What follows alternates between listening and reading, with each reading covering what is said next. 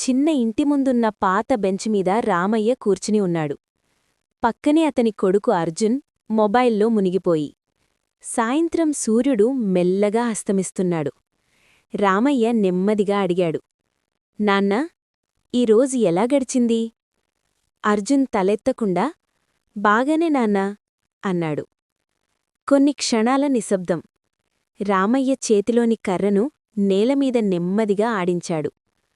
నీ వయసులో నాకు మొబైల్ లేదు, స్నేహితులతో ఆడుకోవడమే ప్రపంచం అన్నాడు చిరునవ్వుతో.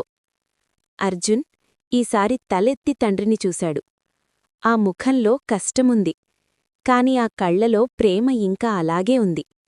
నాన్నా, నీకోసం నేను ఏదైనా చెయ్యగలనా అన్నాడు అర్జున్.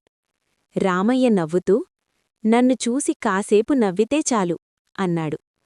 అర్జున్ మొబైల్ పక్కన పెట్టి తండ్రి పక్కన కూచున్నాడు. సూర్యుడు అస్తమించాడు. కాని ఆ బెంచ్మీద తండ్రి కొడుకుల మధ్య ఒక చిన్న వెలుగు వెలిగింది.